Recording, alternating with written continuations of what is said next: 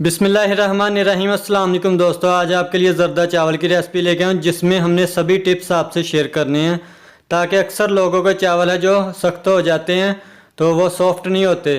तो इस वीडियो में हमने वो सभी टिप्स आपसे शेयर करनी है कि चावलों को हमने सॉफ्ट किस तरीके से करना है और इसमें हमने एक अच्छा टेस्ट कैसे लेके आना है और ज़र्दा की परफेक्ट रेसिपी हमने बनानी है। अपनी रेसिपी को बनाना स्टार्ट करते हैं। तो सबसे पहले हमने 1 किलो सेला चावल लिए जिसको मैंने अच्छे से वॉश करके 4 से 5 घंटे नीम गर्म पानी में भिगो के रखा था।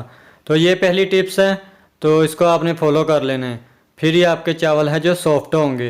तो अभी हम इसको उबाल लेते हैं। तो इधर हमने एक कढ़ाई में पानी डाल के खुला, तो उसमें हमने एक बादिन का फूल डाल देना है और एक दालचीनी का पीस, 2 छोटी इलायची ऐड कर देंगे इसमें और 4 लौंग हम इसमें ऐड कर देंगे। इससे बहुत अच्छी खुशबू आएगी और टेस्ट आएगा।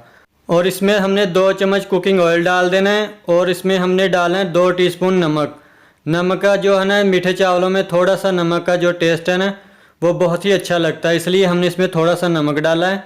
अभी हम इसके ऊपर ढक्कन दे के इसको छोड़ देंगे उबाल आने तक। तो देखिए पानी में उबाल आ चुका है। अभी हम इसका ढक्कन उठा लेंगे और इसमें हमने ज़र्दा कलर ऐड कर देना है। तो ये हमने एक पैकेट 1 किलो चावल में ऐड किया, आप अपने हिसाब से।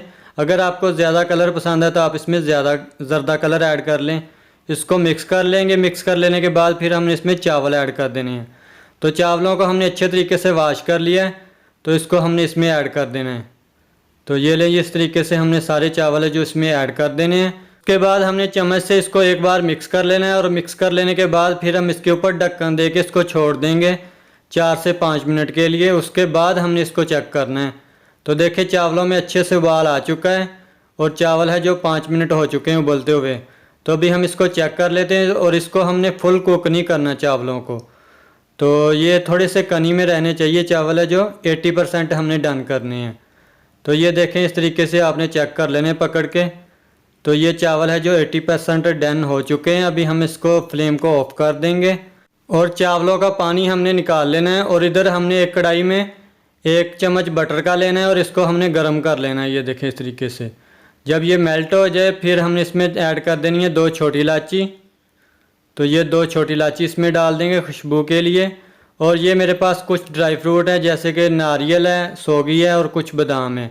इनको हमने इसमें थोड़ा सा रोस्ट करना है ताकि एक प्यारी सी खुशबू आने लगे। तो फिर हमने इनको निकाल लेना है बाहर। तो हमने इसको ज़्यादा नहीं रोस्ट करना। तो अभी हम इसको एक प्याली में निकाल लेंगे। उसी कढ़ाई में हमने कुकिंग ऑयल डाल के थोड़ा सा और इसको हमने गर्म कर लेना है। और फिर हमने इसमें दूध ऐड कर देना है। तो ये 1.5 पाव दूध है, ये हमने इसमें ऐड कर देना है। 1 किलो चावल में हमने 1.5 पाव दूध ऐड करना है। और इसको गर्म कर लेने के बाद फिर हमने इसमें चीनी है जो 900 ग्राम ऐड करनी है। 1 किलो चावल में आपने 900 ग्राम चीनी ऐड करनी है।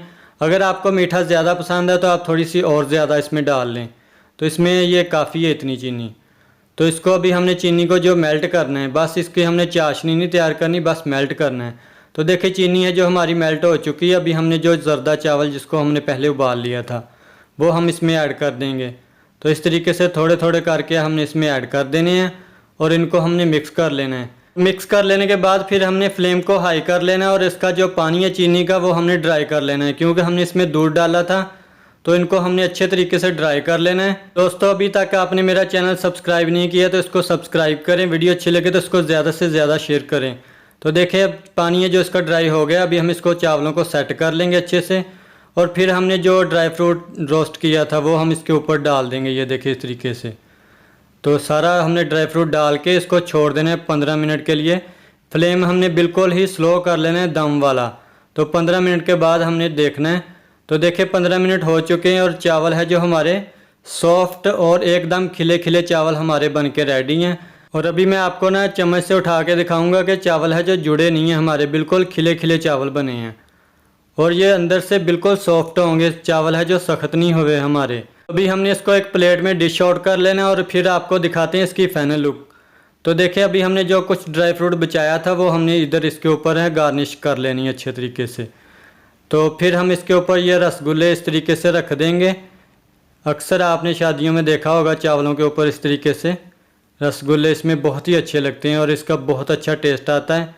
अगर ये मेरी आसान सी रेसिपी आपको पसंद आए तो इसको लाइक कीजिए और दोस्तों के साथ ज़्यादा से ज़्यादा शेयर कीजिए। चैनल पे नहीं हो तो चैनल को सब्सक्राइब कर लीजिए और इसी के साथ एहसान अली को दे इजाज़त। दुआओं में याद रखिए। ढेर सारा प्यार। अल्लाह हाफिज़।